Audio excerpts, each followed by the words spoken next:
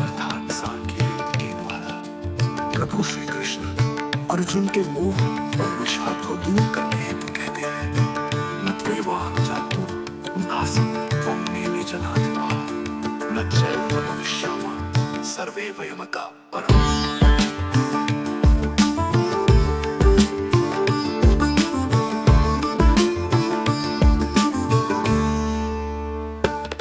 ऐसा कोई समय नहीं था कि जब मैं नहीं था या तुम नहीं थे और ये सभी राजा ना रहे हो, और ऐसा भी नहीं है कि भविष्य में हम सब नहीं रहेंगे। Never was there a time when I did not exist, nor you nor all these kings, nor in the future shall any of us cease to be.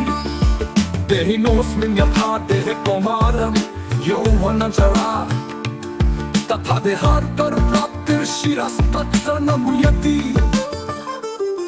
जैसे देहधारी आत्मा इस शरीर में बाल्यावस्था से ध्रुवावस्था और वृद्धावस्था की ओर निरंतर अग्रसर होती है, वैसे ही मृत्यु के समय आत्मा दूसरे शरीर में चली जाती है। बुद्धिमान मनुष्य ऐसे परिवर्तन से मोहित नहीं होते। Just as the embodied soul continuously passes from childhood to youth to old age, similarly at the time of death the soul passes into another body.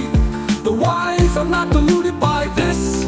Matra sparshastu kaunte shitoshni sukha dukkha आत्मा पाइनो नित्यास्ता स्थितिक शस्व भारत।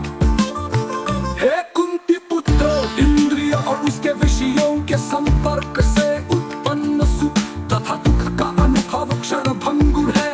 ये स्थायी न होकर सर्दी तथा गर्मी की ऋतुओं के आने जाने के समान है। हे भरतवंशी मनुष्य को चाहिए कि वह विचलित हुए बिना उनको सहन करना सीखे। Or son of Kuti, the contact between the senses and the sense objects gives rise to fleeting perceptions of happiness and distress. These are non-permanent and come and go like the winter and summer seasons. O descendant of Bharat, one must learn to tolerate them without being disturbed.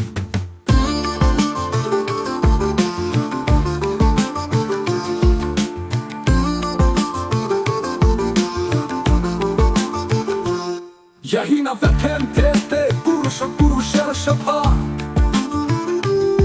समं दुःख सुखं धीरं सोमृतत्वाय कल्पते। हे पुरुषों में श्रेष्ठ अर्जुन, जो मनुष्य सुख तथा दुख में विचलित नहीं होता और इन दोनों परिस्थितियों में स्थिर रहता है, वो वास्तव में मुक्ति का पात्र है। O Arjun, noblest amongst men, that person who is not affected by happiness and distress and remains steady in both becomes eligible for liberation. Nasto vidyate bhavo, na bhavo vidyate sata, ubhayorapi drishtom tastvaniyostatvadarshibhi। अनित्य शरीर का चिरस्थायित्व नहीं है और शाश्वत आत्मा का कभी अंत नहीं होता है। तत्वदर्शियों द्वारा भी इन दोनों की प्रकृति के अध्ययन करने के पश्चात निकाले गए निष्कर्ष के आधार पर इस यथार्थ की पुष्टि की गई है। Of the transient there is no endurance, and of the eternal there is no cessation. This has verily been observed and concluded by the seers of the truth after studying the nature